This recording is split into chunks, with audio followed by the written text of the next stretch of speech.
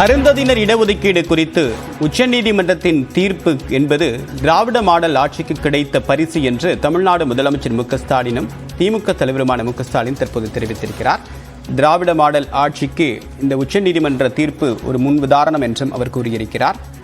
2010 பட்டியலின மக்களுக்கு கொடுக்கப்பட்டிருந்த அந்த இடஒதுக்கீட்டில் இன்னும் சமூக ரீதியாகவும் பொருளாதார ரீதியாகவும் பின்தங்கியிருக்கக்கூடிய அருந்ததியின மக்களுக்கு உள் இடஒதுக்கீடு வழங்கக்கூடிய சட்டம் அப்போதைய திமுக ஆட்சி காலத்தில் அறிமுகப்படுத்தப்பட்டது. இந்த உள் இடஒதுக்கீட்டுக்கு எதிராக உச்சநீதிமன்றத்தில் மேல்முறையீடு செய்யப்பட்டிருந்த நிலையில் பஞ்சாபிலும் இதே போன்ற ஒரு உள் இடஒதுக்கீடு என்பது வழங்கப்பட்டது.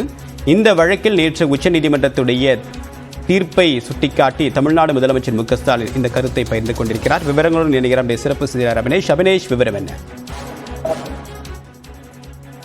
தேவப்பிரியன் முதலமைச்சர் மு.க.ஸ்டாலின் 2009ஆம் ஆண்டில் தமிழ்நாடு சட்டப்பேரவையில் அறிமுகம் செய்து நிறைவேற்றிய அருந்ததியருக்கான 3% உள் ஒதுக்கீடு சட்டம் செல்லும் என்ற உச்சநீதிமன்ற தீர்ப்பு அப்படிங்கிறது தமிழக அரசிற்கு, குறிப்பாக திராவிட மாடல் ஆட்சிக்கு கிடைத்த மிகப்பெரிய ஒரு மகத்தான வெற்றிக்கு வழங்கப்படக்கூடிய மகத்தான பரிசு என அவர் தன்னுடைய அறிக்கையில பெருமிதம் கொண்டிருக்கிறார். குறிப்பாக 2009-10ஆம் ஆண்டில் முதல் முறையாக அப்போதைய முதலமைச்சராக இருந்த மறைந்த முதலமைச்சர் மு. கருணாநிதி அவர்கள் அருந்ததியர்களுக்கான 3% இடஒதுக்கீடு வழங்கப்பட்டதற்கு பிறகு மருத்துவ பொறியியல் கல்லூரிகளில் சேர்ந்து பயனடைந்த அருந்ததிய சமுதாய மாணவ மாணவிகளுக்கு ஊக்கமளிப்பதற்காக முதலமைச்சர் கலைஞர் அவர்களுக்கு தன்னுடைய படத்தில் கூட இதற்கான பல்வேறு பெருமைகளை வழங்கியிருக்கக்கூடிய நிலையில இந்த தீர்ப்பு அப்படிங்கிறது மிக முக்கியமான ஒரு தீர்ப்பாக பார்க்கப்படுவதாகவும் தன்னுடைய அறிக்கையில குறிப்பிட்டிருக்கிறார்.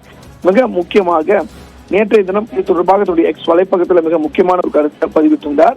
ஒடுக்கப்பட்ட மக்களின் சமூக விடுதலைக்கான சமூக நீதியை நிலைநாட்டும் திராவிட மாடல் பயணத்திற்கான மற்றும் ஒரு அங்கீகாரம் தான் இன்றைய உச்சநீதிமன்ற தீர்ப்பு அமைந்திருப்பதாகவும் அவருடைய எக்ஸ் வலைப்பக்க பதிவுல பெருமிதம் கொண்டார். மிக முக்கியமாக முறையாக முழு குழு அமைத்து அதன் மூலம் திரட்டப்பட்ட தரவுகளை அடிப்படையாக கொண்டு அருந்ததியர் சமூகத்திற்கான 3% உள் ஒதுக்கீட்டை அப்போதைய முதலமைச்சர் மு. கருணாநிதி அவர்கள் சட்ட முன்வடிவை பேரவையில் அறிமுகம் செய்து நிறைவேற்றி தந்தார்கள். எனவே அந்த சட்டத்தை உச்சநீதிமன்ற 7 நீதிமன்ற கொன்ற அமர்வு உறுதி செய்திருப்பது ஒரு பெரும் மகிழ்ச்சி அளிப்பதாகவும் தன்னுடைய அறிக்கையில குறிப்பிட்டிருக்கிறார். எனவே அந்த அடிப்படையில எந்த ஒரு சட்டத்தையும் நிறைவேற்றும் போது அதற்குரிய காரணங்கள் முறையாக ஆராய்ந்து தரவுகளை தொகுத்து ஓய்வு பெற்ற நீதிபதிகளை கொண்டு குழு அமைத்து பரிந்துரைகளை பெற்று அரசாணையாகவோ சட்டமாகவோ நிறைவேற்றி சாதாரண சாமானிய மக்களின் உரிய பயன்களை உண்மையிலேயே அளித்து வருவதால் தான் இந்த தமிழக அரசுடைய சட்டம் எப்போதும் வெற்றியாக இருப்பதாகவும் தன்னுடைய அறிக்கையில பெருமிதம் செலுத்தக்கூடிய அவர் திமுக அரசுடைய இந்த வெற்றியில தேர்வில் அறிமுகம் செய்து நிறைவேற்றி அருந்ததியருக்கான உள் ஒதுக்கீடு சட்டம் மீதான உச்சநீதிமன்ற 7 நீதிபதி கொண்ட அமர்வு தற்போது அளித்துள்ள இந்த தீர்ப்பு இந்தியாவிற்கு வழிகாட்டிய ஒரு திமுகவுடைய திராவிட மாடல் அரசினுடைய ஒரு உன்னதமான திட்டத்திற்கு கிடைத்திருக்கூடிய மிகப்பெரிய வெற்றி என்றும் அவர்களுடைய அறிக்கையில பெருமிதம் தெரிவிக்கிறார்.